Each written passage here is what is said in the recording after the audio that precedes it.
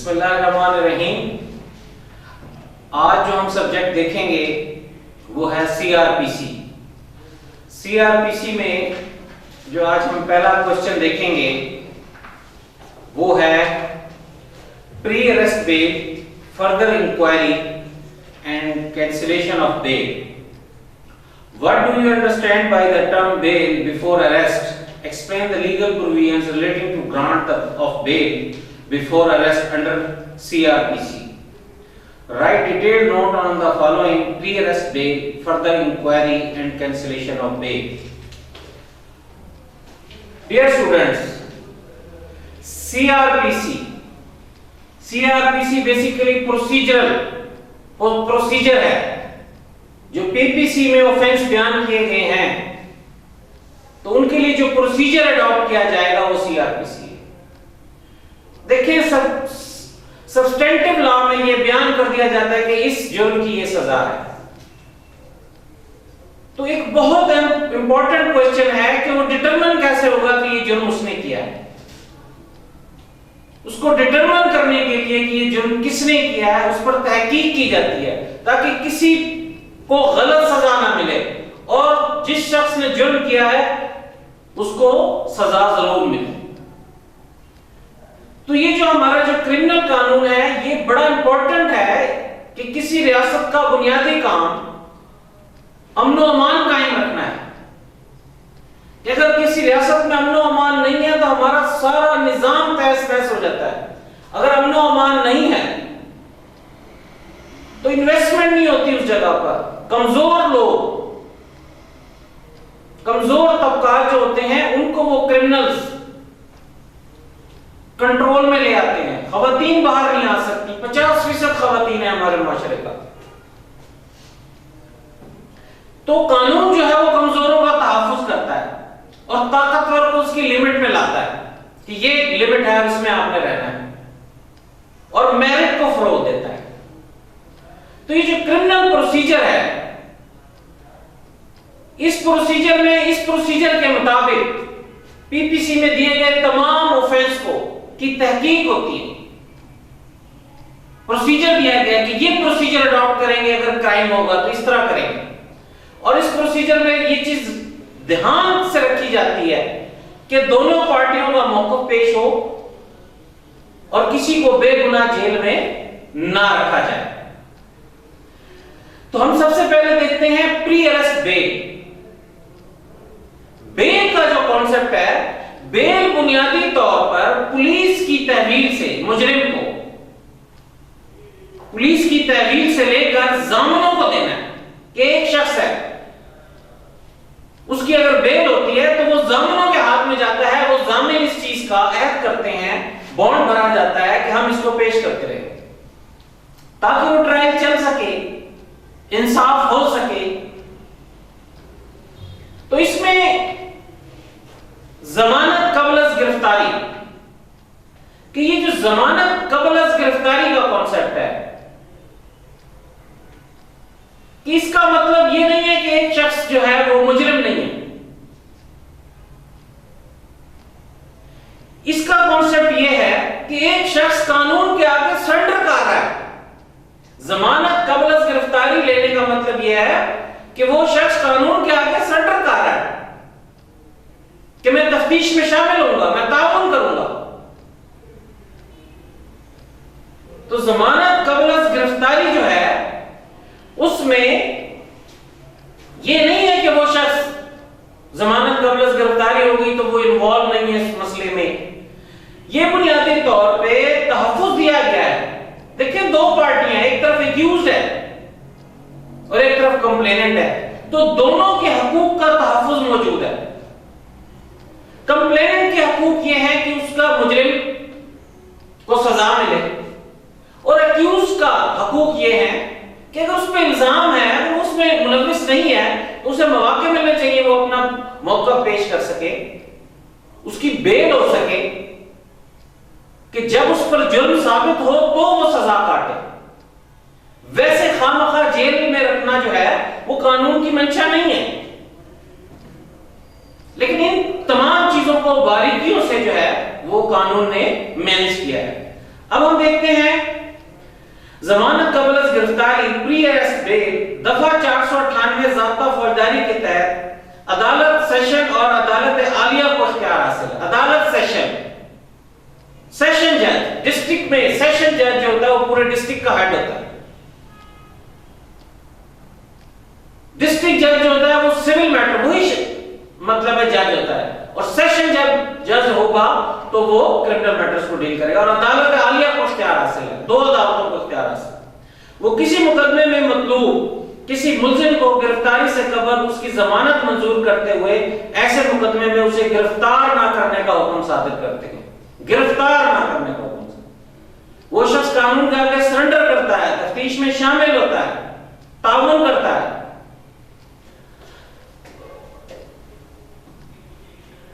दफा 497 मजमूआ ज़ाब्ता फौजदारी के तहत जमानत बाद अज़ गिरफ्तारी और दफा आज़ा के तहत जमानत कबल अज़ गिरफ्तारी को ज़ेरे बहस लाया गया है। जमानत बाद अज़ गिरफ्तारी के अहकामात कबल अज़ गिरफ्तारी के अहकामात से कदरे मुख्तलिफ हैं। वैसे भी जमानत कबल अज़ गिरफ्तारी बहुत कम सूरतों में मंजूर की जाती है, कि कम सूरतों में मंजूर की जाती है, कि अगर हर मामले में ही जमानत कबल अज़ गिरफ्तारी देने लगे तो ये सिस्टम के चलने के लिए नुकसानदेह है। ये तो बहुत आसान हो जाएगा फिर कि उस प्रोसीजर को, कोशिश ये होती है प्रोसीजर इस तरह का बनाया गया जाता है कि प्रोसीजर को अब्यूज ना कर सके। प्रोसीजर चलेगा तो डिटरमिन होगा कि ये मुजरिम है या नहीं है। दफा आज़ा के तहत कबल अज़ गिरफ्तारी मंजूर किए जाने का मकसद ये है कि अमन पसंद, नेक सीरत, शरीफ और बेगुनाह लोगों को गिरफ्तारी की सूरत में अजियत और तकलीफ से महफूज रखा जाए। ऑब्जेक्ट इसका ये है बेल बिफोर अरेस्ट का, कि अगर एक शख्स अमन पसंद है, नेक सीरत है, शरीफ है और बेगुनाह है, लोगों को गिरफ्तारी की सूरत में जो वो अजियत उठानी पड़ती है उससे बचाया जाए, पुलिस के ओछे हथकंडों से उन्हें तहफ्फुज़ दिलाया जाए, उनकी नेक नामी, वकार और इज्जत और शोहरत पर कोई हर्फ ना आए। जमानत कबल अज़ गिरफ्तारी के अहकामात को मजीद आला अदालतों के फैसला जात के मदरजा ज़ैल इक्तसाब से समझा जा सकता है। कबल अज़ गिरफ्तारी जमानत का तरीकाकार जमानत बाद अज़ गिरफ्तारी से मुख्तलिफ है। जमानत कबल अज़ गिरफ्तारी में बदनीयती और गलत तौर पर मुलविस करना और उस मकसद के लिए गिरफ्तारी के बेइज्जती और मुक़्समाना कार्रवाई अमल में लाई जाए। चंद अहम जवाब है, ये जवाब होता है जमानत कबल अज़ गिरफ्तारी के। दूसरी हम देख लेते हैं केस लॉ 1986 PCRL J सफा 198 करार दिया है।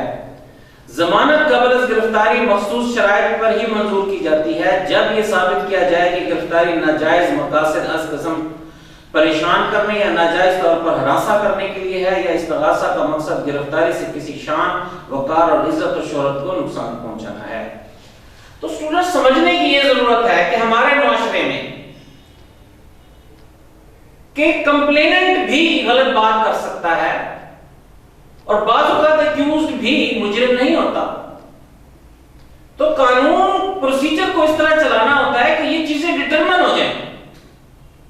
हमारे यहाँ एक झगड़ा होता है, FIR दर्ज कराई जाती है, 2 लोग मौके पे मौजूद होते हैं, बाकी और लोगों के भी नाम लिखवा दिए जाते हैं कि जब ट्रायल चलता है, तहकीक होती है, तो वो फिर FIR गलत साबित हो जाती है और हमारे क्रिमिनल सिस्टम में जो डाउट का फायदा है वो अक्यूज को दिया जाता है। तो उसके लिए ये जरूरी है कि बाज़ औक़ात जो कंप्लेनेंट है उसकी इंटेंशन भी गलत हो सकती है, वो इस कानून का नाजायज फायदा उठा सकता है।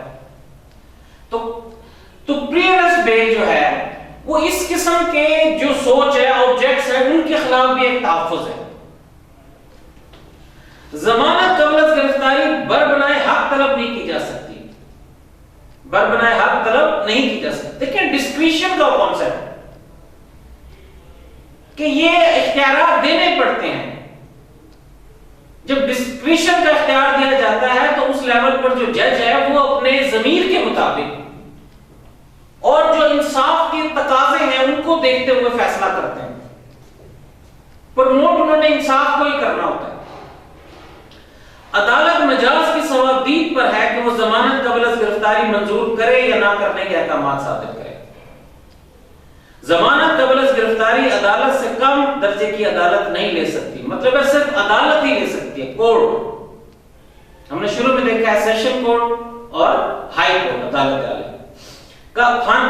जमानत कबल गिरफ्तारी की समाअत करते हुए मजाज अदालत को वसी इख्तियारात हासिल होते हैं, अलबत्ता इंतहाई एहतियात से ऐसे मामले से निपटा जाता है और चंद एक्सेप्शन सूरतों में ही अदालत दरख्वास्त जमानत कबल गिरफ्तारी मंजूर करती है।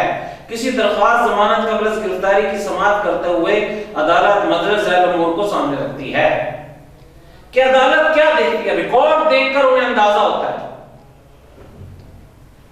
कि अदालत में जो जजेस हैं वो रिकॉर्ड देखकर उसके मुताबिक और जो ड्यू प्रोसेस है उसके मुताबिक फैसला करते हैं। तो उसमें वो क्या रिकॉर्ड को मद्देनजर रखेंगे?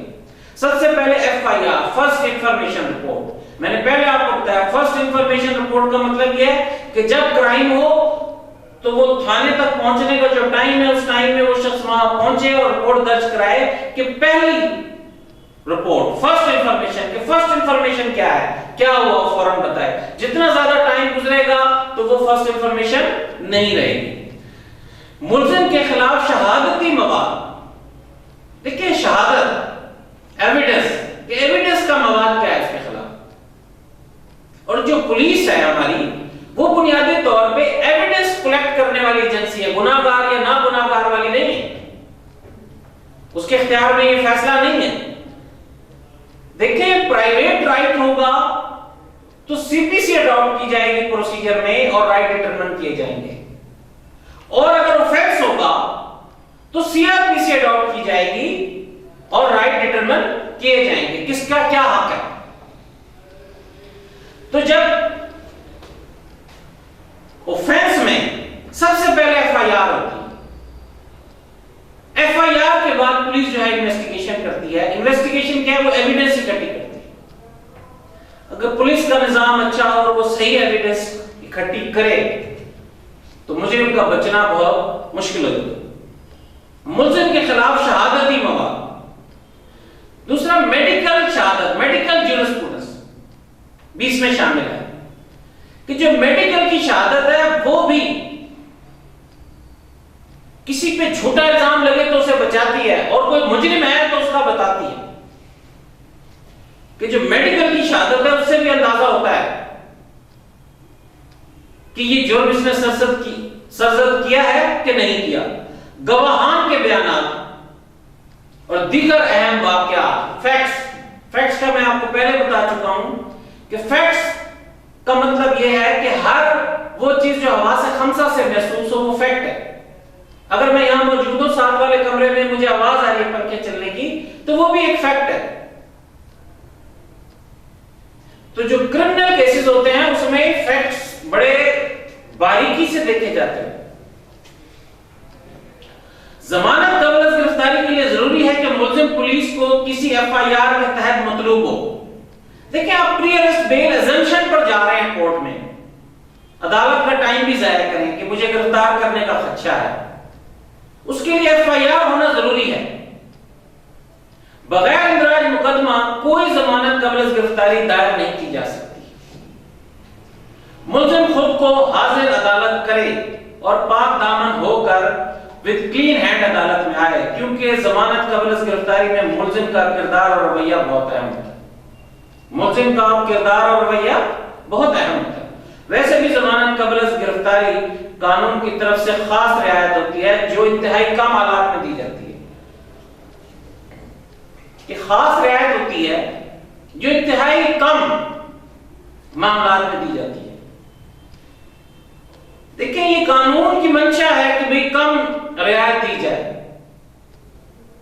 एक्सेप्शन उसकी बनाई गई है कि ताकि शरीफ लोगों का इज्जत नफ्स को मजरूब ना होने दिया जाए।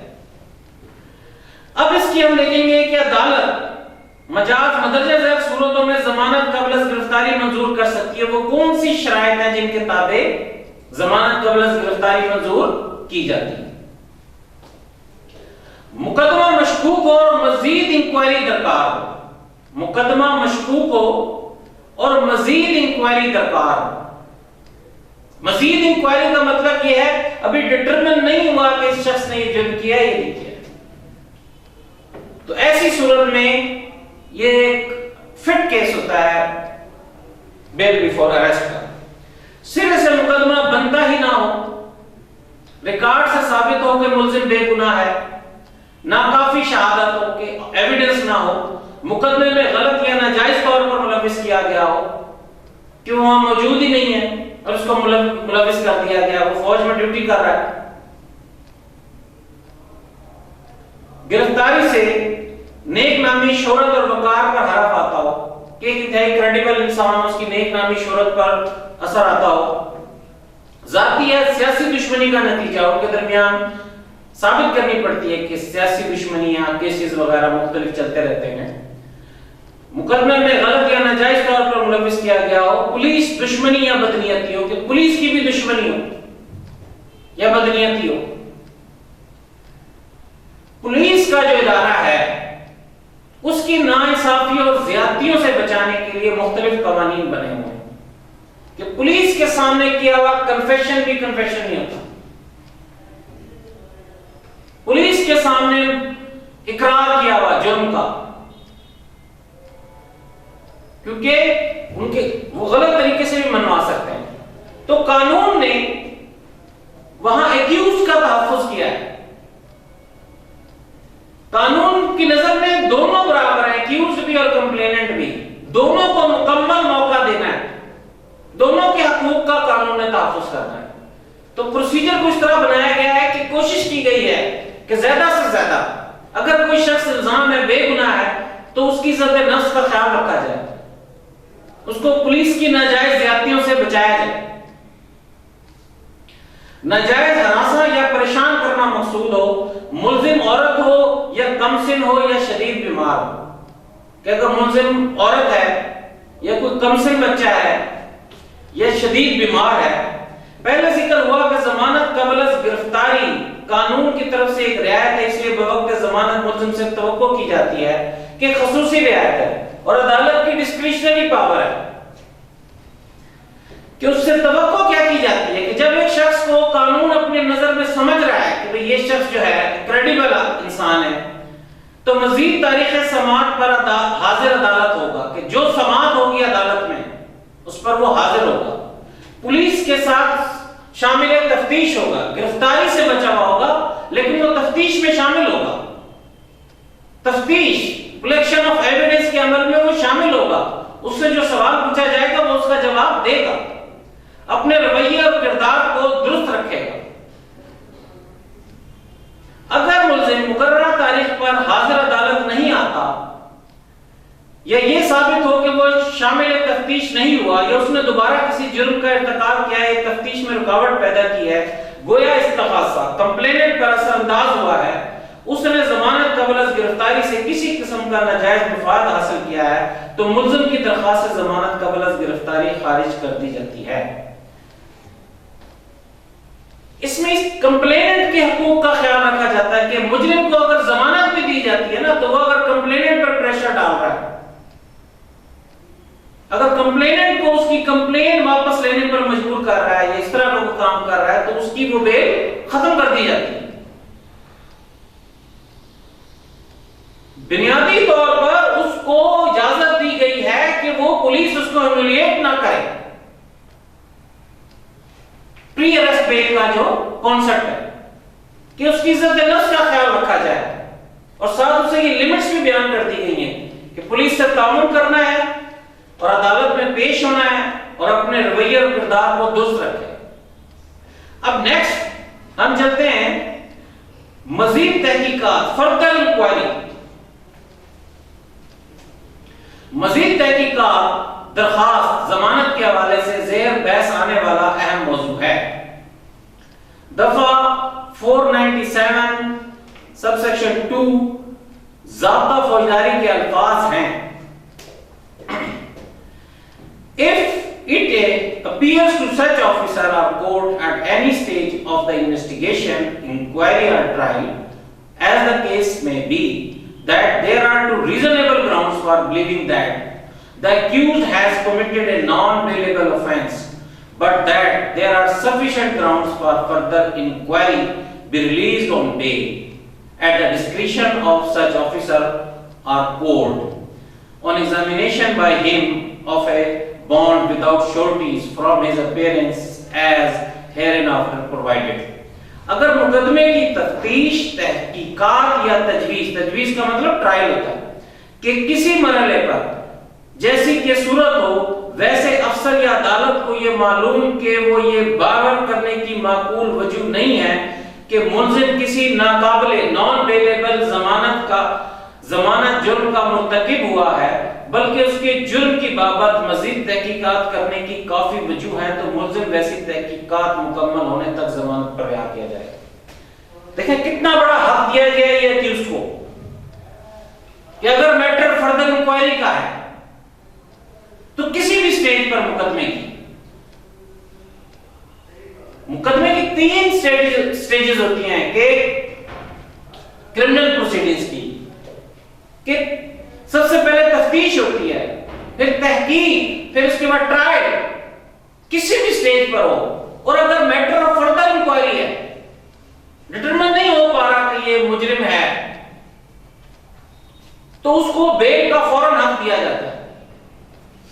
इंसाफ का तकाजा रसूल यह है कि शक का फायदा मुल्जिम को दिया जाए। देखें, इंसाफ का तकाजा यह है कि जहां शक पैदा हो उसका फायदा जो है एक्यूज को दिया जाए। ये सब चीजें क्यों बनाई गई हैं? ताकि एक्यूज के हकूक का तहफ्फुज किया जाए, कंप्लेनेंट के हकूक का तहफ्फुज किया जाए। कि देखें, जब दुश्मनी होती है तो कंप्लेनेंट उस दुश्मनी में बाज़ औक़ात अंधे हो जाते हैं और वो गलत किस्म की कंप्लेंट करते हैं। बाज़ एक्यूज ऐसे तरीके इस्तेमाल करते हैं कि जुर्म साबित ना हो सके, ताउन नहीं करते हो। तो दोनों को कंट्रोल करना है।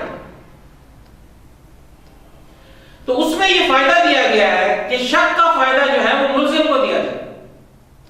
यही वजह है कि जब तक मुल्जिम के खिलाफ जुर्म साबित ना हो जाए उसे मुजरिम नहीं गर्दाना जाता, उसे मुल्जिम समझा जाता है। अदालत के सामने जब जमानत की मंजूरी के लिए दरखास्त गुजारी जाती है तो इस अमर का यकीन किया जाता है कि मुकदमे की नौयत क्या है।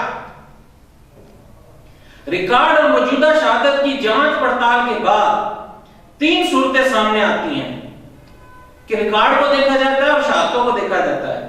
बज़ाहिर जुर्म का इर्तिकाब हुआ है, मुल्जिम ने नाकाबिले जमानत जुर्म का इर्तिकाब किया है, एक परसेप्शन ये बनती। बज़ाहिर जुर्म का इर्तिकाब नहीं हुआ और बज़ाहिर मुल्जिम बेगुनाह है। तीसरी सूरत मजीद तहकीकात है। अगर ऐसी सूरत हाल हो तो उसका फायदा मुल्जिम को मिलेगा और मुल्जिम को बाद अज़ गिरफ्तारी जैसी भी सूरत हो जमानत पर रिहाई मिल सकती है। गोया जब तक सही सूरत हाल का तायन नहीं हो जाता मुल्जिम को गिरफ्तार करना या बेगुनाह जेल में रखना फजूल है।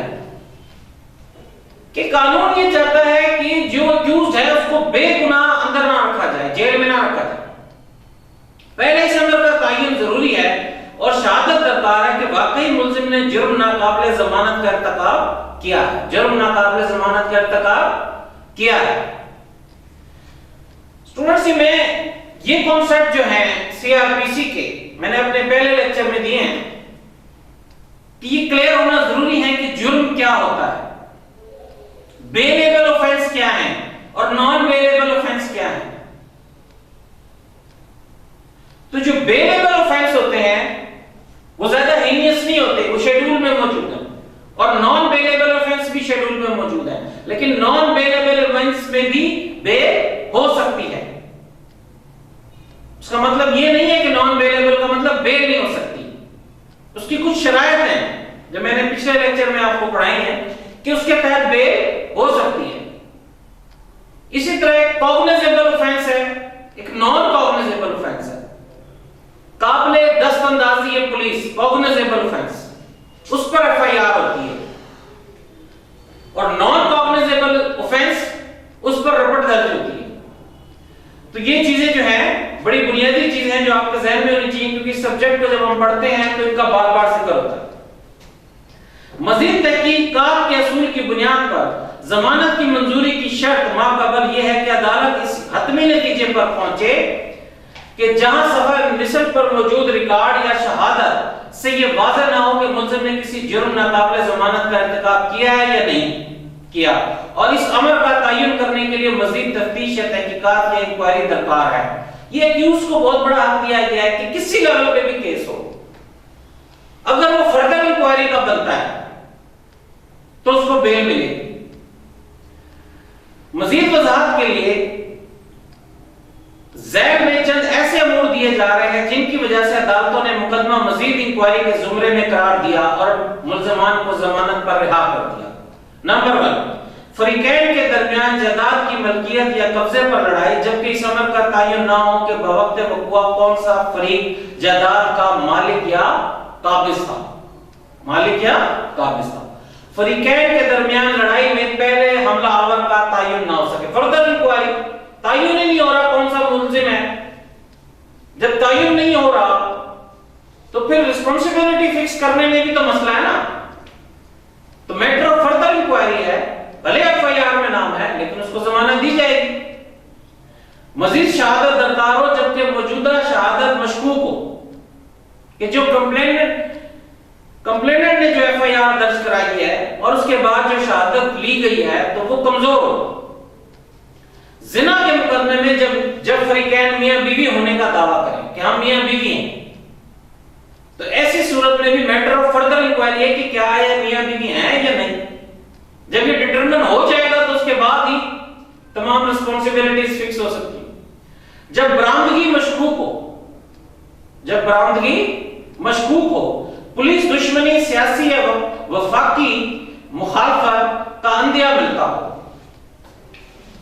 कि उसकी दुश्मनी का अंदिया मिलता हो कि पुलिस ने दुश्मनी में उसको फंसाया है।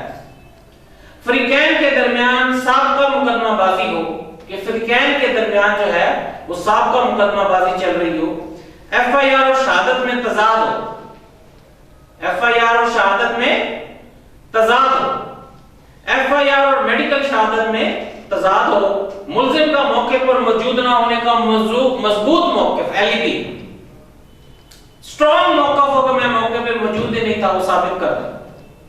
ये भी मैटर ऑफ फर्दर इंक्वायरी है कि आया वो था या नहीं। गवाहान के मुतजाद बयानात, प्राइवेट बरामदगी, चश्मदीद या बराह रास्त शहादत की अदम मौजूदगी। तो हमने ये देखा कि मैटर ऑफ फर्दर इंक्वायरी वकील की महारत होती है कि जमानत दिलाने में मैटर ऑफ फर्दर इंक्वायरी पर बहस करें, मैटर ऑफ फर्दर इंक्वायरी उस तमाम रिकॉर्ड को पढ़कर डिटरमिन करें और अपने एक्यूज को बचाए। देखें, वकील का काम जो है वो किसी को बचाना या फंसाना नहीं है। वकील जो है, लॉयर जो है, वो ऑफिसर ऑफ द कोर्ट होता है, उसने कोर्ट को असिस्ट करना होता है। कि वकील का काम यह है कि जो हालात और वाकयात है उसके मुताबिक कोर्ट को असिस्ट करे ताकि जज फैसला कर सके। अब हम आगे देखते हैं कैंसिलेशन ऑफ बेल, मनसूखी जमानत, कि यह भी सिस्टम की खूबसूरती है कि अगर एक शख्स को जमानत दी जाती है तो सर्टेन टर्म्स एंड कंडीशन के तहत दी जाती है कि जमानत का उसका इख्तियार वज़े कर दिया जाता है कि वो इस इख्तियार के तहत उसके ये राइट इंफ्रिंज हो रहे हैं, ये आजादी इंजॉय करें। लेकिन ये नहीं कि वो दूसरे फरीक पर गवाहों को मजबूर करे कि वो बयान ना दें, वो स्ट्राइल को जो है अब्यूज करने की कोशिश करे कि ऐसे तरीके इख्तियार करे कि गवाह ना आ सके, कंप्लेनेंट ना हो सके। तो ये बड़ा मुश्किल काम है। कानून की मंशा है कि कंप्लेनेंट जो गलत काम कर रहा है उसका वो जो चाह रहा है वो आउटकम भी ना आए, और अगर एक मुजरिम है और वो ये साबित करना चाह रहा है कि मैं मुजरिम नहीं हूं, वो भी उसमें साबित हो जाए ताकि मुआशरे से डिटरमिन हो जाए। देखिए, इतनी ज्यादा तहकीक इंक्वायरी करने की क्या जरूरत है? इसलिए की जाती है कि ताकि कोई बेगुनाह को सजा ना मिले। माजी में बादशाहों के दौर में सरसरी तहकीक की और सजा दे दी जिससे हकूक सलब होते थे। फिर बादशाह साहब ने जो सजा दे दी उसके बाद कोई अपील का फोरम भी नहीं है। तो यहां जो ये अपील के फोरम रखे जाते हैं कि शख्स को अगर सजाए मौत दी जा रही है तो उसकी अगर सेशन जज ने उसको सजा दी है तो हाई कोर्ट देखेगी उसको, उसकी इजाजत के बगैर उसको नहीं सजा दी जा सकती। सुप्रीम कोर्ट तक उसे मौका दिया जाता है ताकि डिटरमिन हो सके कि आया इसने ये कत्ल किया है या नहीं किया। अब हम देखते हैं मनसूखियत जमानत, कैंसिलेशन ऑफ बेल। एक बार किसी मुकदमे में किसी मुल्जिम की जमानत मंजूर हो जाए, उसे जमानत पर रिहा कर दिया जाए तो जमानत पर रिहाई उसका हक करार रहता है। यह हक किसी सूरत छीना नहीं जा सकता। ताहम बाज़ सूरतों में जमानत को मंसूख किया जा सकता है।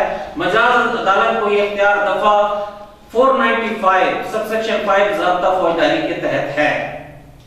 कोई भी अदालत जिसकी जमानत मंजूर करते हुए अदालत ने उसे जमानत पर रिहा किया हो, लामहला अदालत मजाज ने मुकम्मल गौर व खोज और जांच पड़ताल के बाद और तमाम कानूनी तकाज़ों को पूरा करते हुए उसे जमानत पर रिहा किया होगा। कानूनी तकाज़े, यही कानूनी तकाज़े इंसाफ के तकाज़े होते हैं कि जब कानूनी तकाज़ों के मुताबिक एक चीज को परखा जाता है, उसके मुताबिक काम किया जाता है तो वो काम कानूनी होता है, वो सही होता है।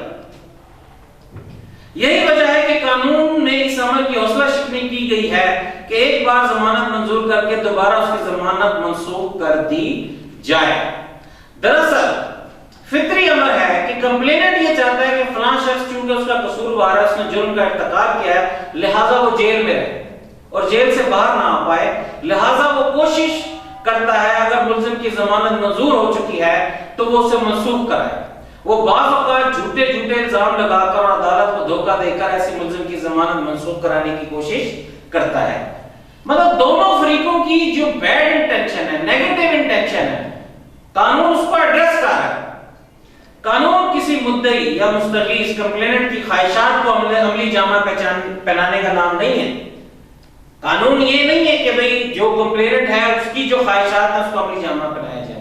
ये एक्यूज की जो ख्वाहिशात है कि मैंने जुर्म किया साबित ना हो सके और वो कोई किसी किस्म की वो करता है, तो ये जो स्टेप्स रखे गए हैं ये किस लिए रखे गए हैं?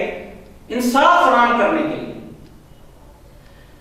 बल्कि इंसाफ फराहम करना उसका काम है। हर दो फरीकैन उसकी नजर में बराबर हैसियत रखते हैं कि कानून की नजर में कंप्लेनेंट और एक्यूज बराबर हैसियत रखते हैं।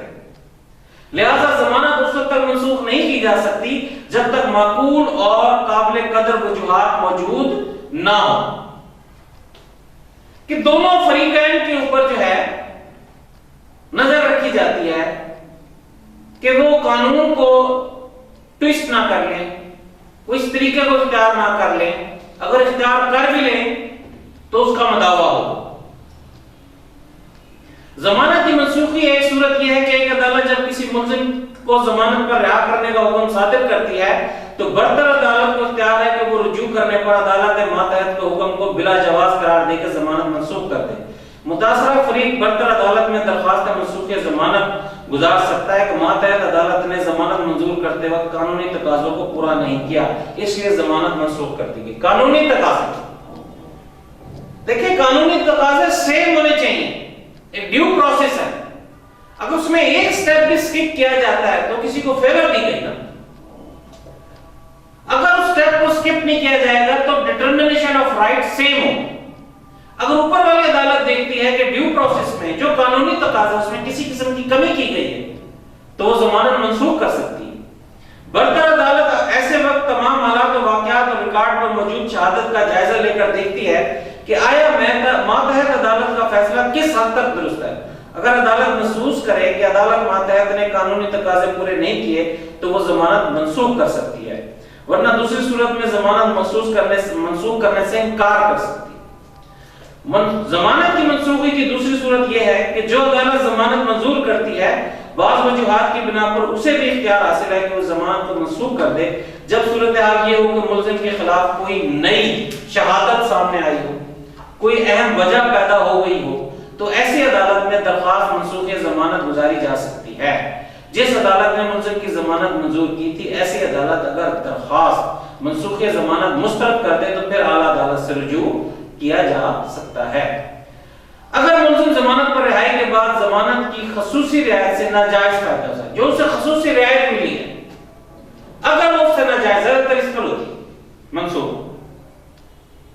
तो उसका हक गलत इस्तेमाल करता है या कोई नाजायज फेल सर अंजाम देता है, तो अदालत उसकी जमानत मंसूख कर सकती है। मदरज झैल वजूहात मंसूखी जमानत के लिए माकूल वजूहात करार दी जा रही है। गवाहों पर असरअंदाज होना, हमारे ट्रायल का मकसद क्या है कि दोनों फ्रीकैन की को इंसाफ मिले और दोनों फ्रीकैन जो हैं वो ताउन करें, सच बोलें और तहकीक हो और सच डिटरमिन हो। तो गवाहान पर अगर वो जमानत पर आकर वो गवाहान पर असरअंदाज हो रहा है, तो अगर गवाहान नहीं आएंगे तो ट्रायल खराब होगा ना। गवाहान या मुद्दई को धमकियां दे रहा है कि जो कंप्लेनेंट है उसको वो थ्रेट दे रहा है, तफ्तीश में रुकावट बन रहा है, समाअत में ताखीर का सबब पैदा करना, दोबारा जुर्म का इर्तिकाब करना, तो ऐसी सूरत में जमानत जो है मंसूख कर दी जाती है। तो समझने वाली बात यह है कि दोनों फरीक के हकूक का तायुन किया जाता है, उनकी लिमिट्स रखी जाती हैं। अगर वो उन लिमिट्स से निकलते हैं बाहर, मतलब इंसाफ देने में रुकावट बनते हैं, तो उनके खिलाफ जो है कार्रवाई की जाती है। अगर वो ये 5 शराइत पर की खिलाफ वर्जी करता है तो उसकी जमानत मंसूख की जा सकती है। डियर स्टूडेंट्स, अब हम अपने नेक्स्ट क्वेश्चन की तरफ चलेंगे। जो हमारा नेक्स्ट क्वेश्चन है वो है तहकीकात, तफ्तीश और तजवीज़ मुकदमा की तारीफ और उसके दरमियान फर्क।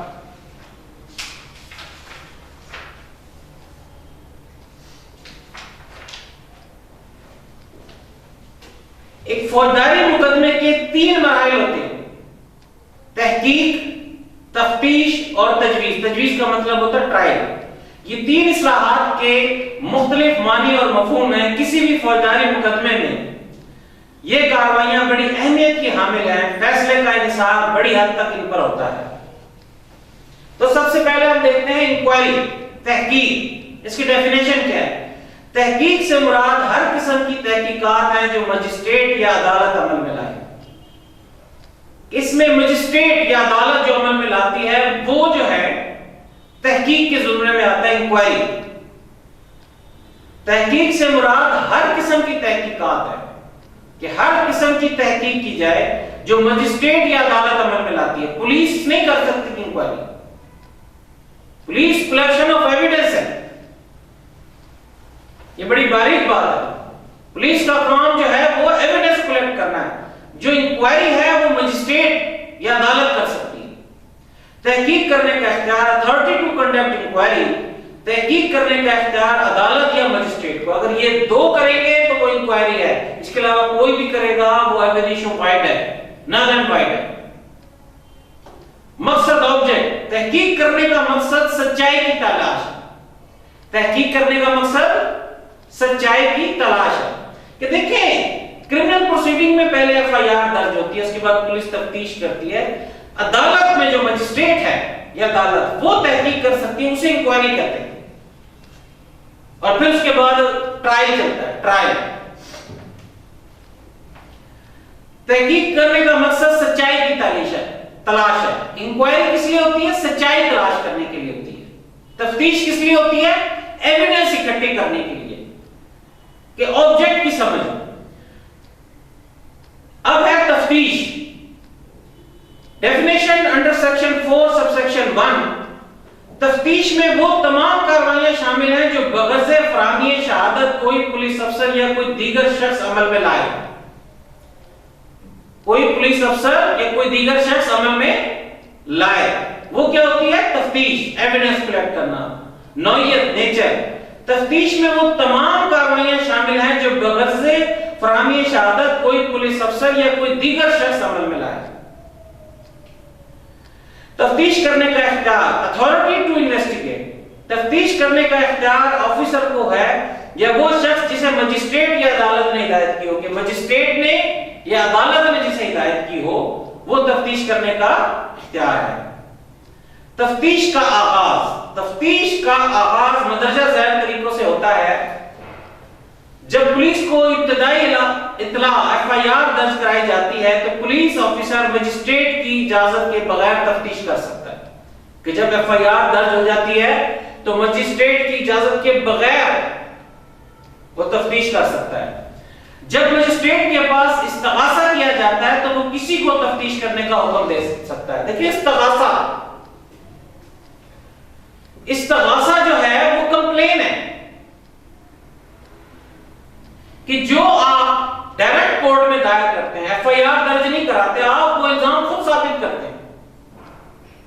उसमें मजिस्ट्रेट या अदालत इंक्वायरी का ऑर्डर देती है। एक तरफ अगर आपको पुलिस पर एतमाद नहीं है तो आप इस्तगासा दायर करते हैं और इस्तगासा दायर करके भी रेमेडी ले सकते हैं। देखिए कानून ने आपको एक राइट दिया है। अव्वल तो पुलिस जो है, अगर हम कानून की नजर में देखें तो हम इस मुल्क के शहरी हैं, हम टैक्स देते हैं, तो हमारे टैक्स से ये सरकारी इदारा है, कितने भी सरकारी इदारे हैं पुलिस समेत, इन तमाम को सैलरीज दी जाती हैं, इनको पर्सनल प्रिविलेजेस दी जाती हैं अवाम को सर्व करने के लिए। तो वो इदारा जो है तफ्तीश करे, वो हमारा हक है कि हम एक एफआईआर दर्ज करा के कानून को हरकत में लाते हैं फर्स्ट इंफॉर्मेशन रिपोर्ट देकर। और जुर्म में, ऑफेंस में कोई भी दे सकता है, क्योंकि मुआशरे के खिलाफ जुर्म होता है। ऑफेंस जो है वो मुआशरे के खिलाफ जुर्म होता है। तो जहां एक तरफ ये पूरा एक मैकेनिज्म दिया गया, उसके अलावा इस्तगासे का भी मैकेनिज्म दिया गया है। आप कंप्लेंट दायर करते हैं और उसमें आप खुद साबित करते हैं। मकसद ऑब्जेक्ट, तफ्तीश का मकसद शहादत इकट्ठी करना है। अब उसके बाद आ गए हम तजवीज, ट्रायल। कि ट्रायल क्या होता है? ट्रायल वो प्रोसीजर है, वो स्टेप्स हैं जो सीआरपीसी में बयान किए गए हैं कि इन स्टेप पर होगा। जुडिशियल माइंड किसे कहते हैं? कि उन स्टेप में से एक स्टेप भी स्किप नहीं किया जाएगा। तजवीज की तारीफ ज़ाब्ता फौजदारी में नहीं की गई कि हर कानून के शुरू में तारीफें की जाती हैं कि इस कानून में इस लफ्ज का यह मतलब समझा जाए।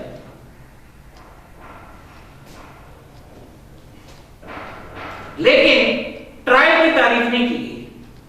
तजवीज से मुराद अदालती कार्रवाई है जो मजिस्ट्रेट तजवीज का आगाज करता है, वो फर्द जुर्म से करता है, वो फर्द जुर्म से इसका आगाज करता है।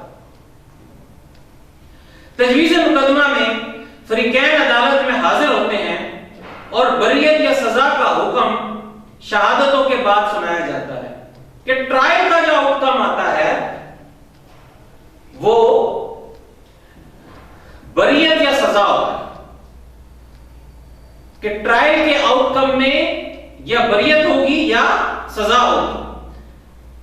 तजवीज का आगाज, ट्रायल का आगाज आमतौर पर तजवीज फर्द जुर्म आयद होने के बाद शुरू होती है। तजवीज जो है, ट्रायल जो है, वो फर्द जुर्म आयद होने के बाद शुरू होती है। और ट्रायल का इख्तिताम, तजवीज का इख्तिताम सजा या बरियत पर होता है। ऑब्जेक्ट भी यही है और इख्तिताम भी इसका यही होता है। अब यह तहकीक, तफ्तीश और तजवीज में फर्क, difference between inquiry, investigation and trial, इसमें दर्ज फर्क है। तहकीक उस वक्त शुरू होती है जब मजिस्ट्रेट के पास नालिश की जाए, कंप्लेन, इस्तगासा किया जाए। तफ्तीश जब एफआईआर दर्ज करवाई जाए तो तफ्तीश शुरू की जाती है। तजवीज फर्द जुर्म आयद होने से शुरू होती है।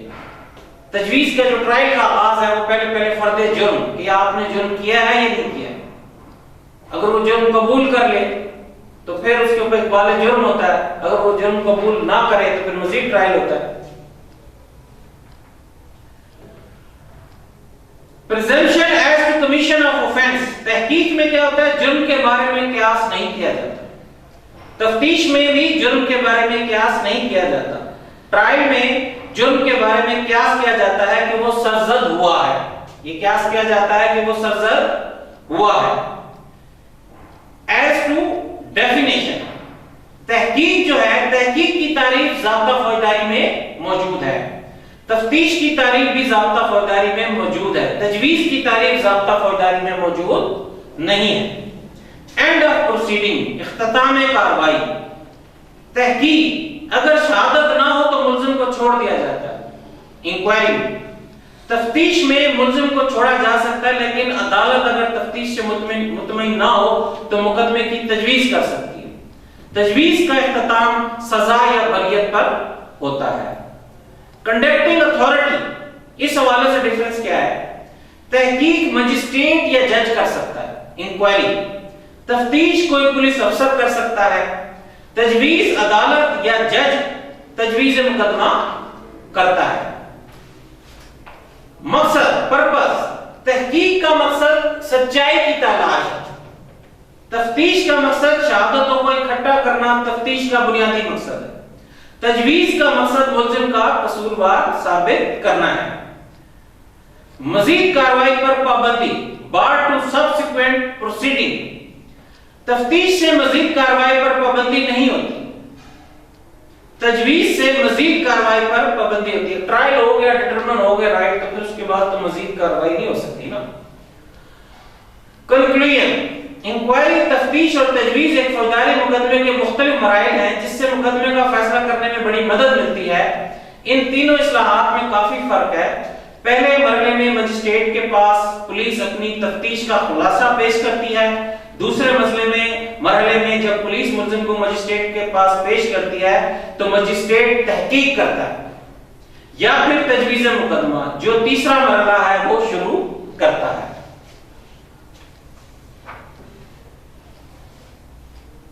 डियर स्टूडेंट्स, अब हम अपने तीसरे क्वेश्चन की तरफ चलेंगे। इकबाल जुर्म क्या है, इसे कौन कलमबंद कर सकता है और किन हालात में कलमबंद किया जाता है।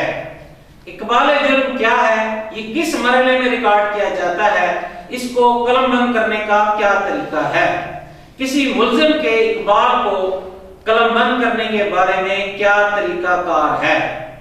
ये सवाल लिखा है, क्वेश्चन की नेचर को समझना भी जरूरी होता है कि किसी मुल्जिम के इकबाल को कलमबंद करने के बारे में क्या तरीकाकार। इकबाल का मतलब है कबूल करना। अब इसने इकबाल जुर्म नहीं लिखा, सिर्फ इकबाल लिख दिया, तो स्टूडेंट को समझ होनी चाहिए कि वो क्या पूछ रहा है कि किसी मुल्जिम के इकबाल मतलब कबूल करने के। मुल्जिम जब लिख दिया तो उसका मतलब है इल्जाम है उसका,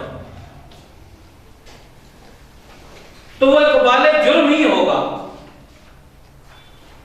अब हम देखते हैं इकबाल जुर्म से मुराद मुल्जिम का जुर्म को इर्तिकाब करने का इकरार है। इकबाल जुर्म खुली अदालत में किया जाता है। अगर किसी किस्म के खौफ या दबाव के ज़ेरे असर कलमबंद हो तो वो बातिल होता है। इकबाल जुर्म का तहरीरी होना जरूरी है, तहरीरी होना जरूरी। इस किस्म की शराइत क्यों रखी जाती हैं? ताकि चीजें सर्टन हो, डिटरमिन हो। इसकी मुताबिका दफात कौन सी है? रेलेवेंट प्रोविजन सेक्शन 164, 364, 533 ज़ाब्ता फौजदारी, आर्टिकल 33 ता 43 कानून शहादत। डेफिनेशन ऑफ कन्फेशन, कन्फेशन की डेफिनेशन क्या है? इकबाल जुर्म, जुर्म का इकबाल करना, कबूल करना। फौजदारी मुकदमात में जुर्म के इर्तिकाब के इकरार का नाम इकबाल जुर्म है। उसके बाद काइंड्स ऑफ कन्फेशन, कि कन्फेशन की अक़साम कितनी। इकबाल जुर्म की दर्ज है दो अक़साम है। जुडिशियल कन्फेशन, अदालती इकबाल जुर्म का जो अदालत में इकबाल जुर्म किया जाए। किसी मुल्ज़िम का अदालत के सामने जुर्म का इकबाल जो किसी मजिस्ट्रेट या जज के सामने हो सकता है, अदालती इकबाल जुर्म कहलाता है। मजिस्ट्रेट या जज के सामने, पुलिस के सामने नहीं। ये एक्यूज का राइट रखा गया है कि पुलिस जबरन भी उससे मंजूर करा सकती है। अगर जुर्म पुलिस के सामने अगर इकबाल जुर्म कर दें तो मेरा ख्याल है तो अदालतों पर तो रश ही खत्म हो जाए, मुकदमे खत्म हो जाए, वो तो सब इकबाल जुर्म हो जाएंगे। तो कानून में ये एक्यूज का राइट रखा गया है कि इकबाल जुर्म पुलिस के सामने जो है वो एडमिसिबल नहीं है, लॉ में मजिस्ट्रेट के सामने, अदालत के सामने एडमिसिबल है। तो इसमें क्या रखा गया? हकूक। माजी में जो मुकदमा चलते थे सरसरी मुकदमा चलाने, इस तरह के हकूक दोनों पार्टियों को दिए जाते थे और कोशिश की जाती थी कि हम सच को बाहर ले आए। इन्वेस्टिगेशन के एफआईआर के बाद जब इन्वेस्टिगेशन हो रही है तो उसमें जो है शहादत को इकट्ठा किया जा रहा है, एविडेंस को इकट्ठा किया जा रहा है, फिर अदालत में ट्रायल हो रहा है, उसमें ट्रायल में पूरी तहकीक की जाती है ताकि डिटरमिन हो क्या इसने जुर्म किया या नहीं किया। गैर अदालती इकबाल जुर्म, गैर अदालती इकबाल जुर्म से मुराद ऐसा इकबाल जुर्म है जो किसी शख्स के सामने किया जाए। गैर अदालती इकबाल जुर्म किसी अदालत के सामने नहीं किया जाता। गैर अदालती इकबाल जुर्म को जायद अदालती इकबाल जुर्म भी कहते हैं। किसी के सामने एक शख्स जुर्म का इकबाल करता है कि यार मैंने फलां शख्स को ये किया है, मैंने वो मर्डर किया है, तो ये एक्स्ट्रा जुडिशियल कन्फेशन होता है। इकबाल जुर्म करने और कलमबंद करने का मरहला, stages for recording and making confession, ये प्रोसीजर बना हुआ, ये प्रोसीजर बनाया है ताकि उसके हकूक का तहफ्फुज हो सके। ये जो इकबाल जुर्म कर रहा है, जो क्रिमिनल केस है उसमें तमाम एविडेंस को एक दूसरे के साथ लिंक किया जाता है, तब डिटरमिन होता है कि इसने जुर्म किया या नहीं किया। बाज़ औक़ात किसी से डरा धमका के जबरन भी इकबाल जुर्म कराया जा सकता है, तो वो तमाम चीजों को कानून अपने जहन में रखता है। ज़ाब्ता फौजदारी के तहत इकबाल जुर्म दो मरहलों में होता है। प्रोसीजर ये है कि ऐसा प्रोसीजर बनाया गया है कि कोशिश की गई है कि इकबाल जुर्म सही इकबाल जुर्म, यानी मुल्जिम दो मरहलों में से किसी एक में इकबाल जुर्म कर सकता है और उसका इकबाल जुर्म कलमबंद किया जा सकता है ट्रायल मुकदमे से पहले, तफ्तीश के दौरान ज़ेर दफा 164 और ट्रायल मुकदमे के दौरान ज़ेर दफा 364। तफ्तीश के दौरान इकबाल जुर्म, कन्फेशन ड्यूरिंग इन्वेस्टिगेशन, इकबाल जुर्म तफ्तीश के दौरान किया जाता है। इकबाल जुर्म कलम बंद करने का इख्तियार, authority competent to record confessional statement, इकबाल जुर्म कलम बंद करने का इख्तियार मजिस्ट्रेट दर्जा अव्वल, मजिस्ट्रेट दर्जा दोयम, अगर सूबाई हुकूमत ने किसी को इख्तियार दिया उसके अलावा कोई नहीं, किसी के सामने इकबाल जुर्म नहीं हो सकता। इकबाल जुर्म कलम बंद करने का तरीका, मैनर ऑफ रिकॉर्डिंग कन्फेशन, तरीकाकार ऐसा बनाया जाता है जिससे लोगों के हकूक का तहफ्फुज हो। अभी जो ऑडियो आर्टर पार्टनर में दोनों पार्टियों का मौक़िफ़ सुनो, इसका मकसद क्या है कि दोनों पार्टियां अपना मौक़िफ़ बयान कर सकें, उनका हकूक का तहफ्फुज हो। फिर उसके लिए प्रोसीजर्स बनाए जाते हैं, नोटिस होते हैं, जिस तरह दूसरी पार्टी को बुलाया जाता है। Manner of recording confession, section 164, Iqbal जुर्म पर दस्तखत, साइनिंग ऑफ कन्फेशन, इकबाल जुर्म पर मुल्जिम के दस्तखत लिए जाते हैं, मुल्जिम के दस्तखत लिए जाते हैं अगर वो इकबाल जुर्म कर रहा है। Confession not to be recorded on oath, देखिए ये भी एक कानून का तरीका है कि किसी भी शख्स को ओथ पर, चाहे मुसलमान हो, क्रिश्चियन हो, कोई भी हो, किसी को भी ओथ पर जो है उनसे ऐसा इकबाल जुर्म जो हल्फ पर लिया गया हो नाकाबिल अतखार होगा। मजिस्ट्रेट का फर्ज, ड्यूटी ऑफ मजिस्ट्रेट, मजिस्ट्रेट का फर्ज है कि इकबाल जुर्म कलम बंद करने से पहले मुल्जिम को बता दे कि वो कानूनन इकबाल देने का पाबंद नहीं है, कि वो उसको फ्री करता है, कि कानूनन उसको इकबाल करने का पाबंद नहीं है वो, और पुलिस के सामने जो उसने इकबाल जुर्म किया उसकी कोई हैसियत नहीं है। और जब इकबाल जुर्म किया जाता है तो मजिस्ट्रेट पुलिस को बाहर नहीं देता, उसको अकेला कर लेता है, कहता कि वो खड़े होंगे तो उनका प्रेशर होगा। पुलिस के सामने जुर्म जो का इकबाल किया तो उसकी कोई अहमियत नहीं। पुलिस इन्वेस्टिगेशन एजेंसी है, अगर आप उसने आपसे कोई एविडेंस लेनी है, एविडेंस लेनी है, उसकी अहमियत है। उसके सामने अगर आप कहें हाँ जी मैंने जुर्म किया, उसकी कोई अहमियत नहीं है कानून की नजर में। मजिस्ट्रेट के सामने है जो मैनर्स प्रिस्क्राइब किए गए। मजिस्ट्रेट को इस बात की तसल्ली करनी चाहिए कि मुल्जिम ऐसा बयान आजादाना रज़ामंदी से दे रहा है, तो उसने मजिस्ट्रेट ने तसल्ली करनी।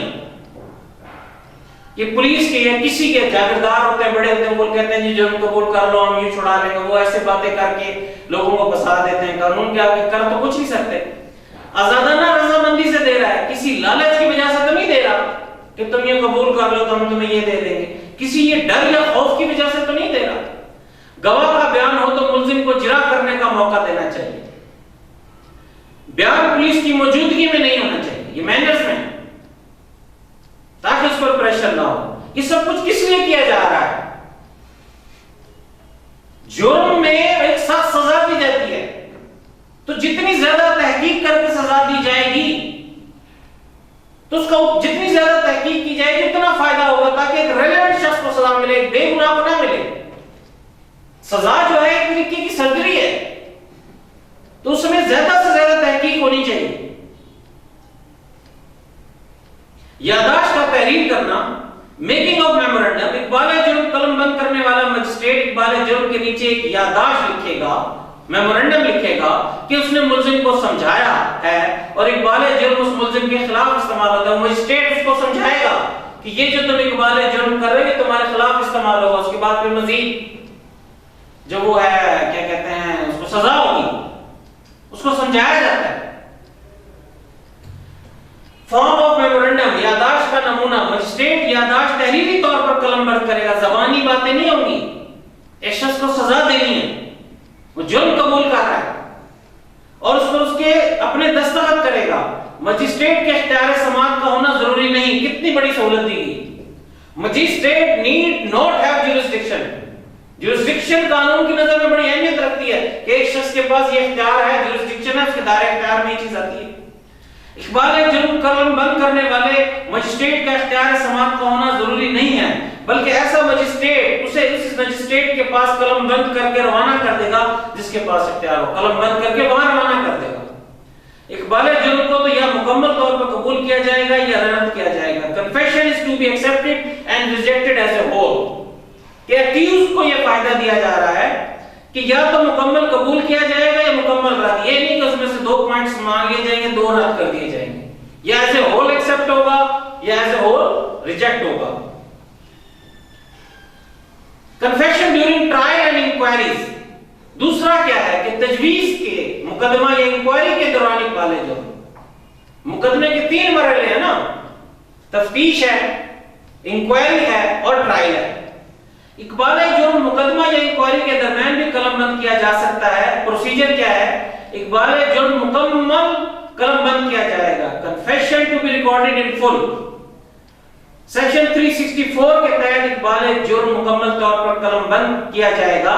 इकबाल जुर्म की जबान, लैंग्वेज ऑफ कन्फेशन, इकबाल जुर्म अंग्रेजी जबान में कलमबंद किया जा सकता है या फिर अदालती जबान में कलमबंद किया जा सकता है। इकबाल जुर्म मुल्जिम को पढ़कर सुनाया जाएगा। Confession must be read over and interpreted to accused, accused को सुनाया जाएगा। समझाने का मकसद, ऑब्जेक्शन ऑफ इंटरप्रिटेशन, कि वो जो समझाया जाएगा उसका मकसद क्या होगा, कि मुल्जिम को इकबाल जुर्म समझाने का मकसद मेरा ज़ाहिर होगा कोई इजाफा कर दे, अगर वो चाहे तो उसमें कोई इजाफा कर दे, तौसीक करे, तस्दीक करे, जवाबात की वजाहत और इजाफे का इख्तियार, राइट टू एक्सप्लेन और ऐड टू आंसर। इकबाल जुर्म जब मुल्जिम को सुनाया जाएगा तो मुल्जिम को इख्तियार होगा कि वो अपने जवाबात की वजाहत करे या उसमें कुछ इजाफा करे, कि उसमें जज मुदाखलत नहीं करेगा, चाहे तो वो वजाहत करे चाहे उसका इजाफा करे अपने। रिकॉर्ड पर the signing off record, magistrate या जज इकबाल जुर्म हर्फ ब हर्फ लिखता जाएगा और रिकॉर्ड पर जज या मजिस्ट्रेट दस्तखत सब करेगा, कि जो उसने बोला है उन्हीं लफ्जों में लिखेगा। मजिस्ट्रेट की तस्दीक, सर्टिफिकेशन बाय मजिस्ट्रेट, मजिस्ट्रेट अपने हाथ से यादाश्त लिखेगा और उसकी तस्दीक अपने दस्तखतों से करेगा और यादाश्त रिकॉर्ड में शामिल की जाएगी। तरीका जब मजिस्ट्रेट इकबाल जुर्म कलमबंद ना करे, procedure when confession is not recorded by magistrate, magistrate या जज पर लाजिम है कि इकबाल जुर्म को कलमबंद करने के बाद अदालत की जबान में या अंग्रेजी जबान में यादाश्त अपने हाथ में लिखे, हाथ से लिखे और उस पर दस्तखत करे। मेकिंग ऑफ मेमोरेंडम, मजिस्ट्रेट या जज पर लाजिम है कि इकबाल जुर्म को कलमबंद करने के बाद अदालत की जबान में या अंग्रेजी जबान में यादाश्त अपने हाथ से लिखे और उस पर दस्तखत करे। जब मजिस्ट्रेट याददाश्त लिखने से माजूर हो, magistrate unable to make memorandum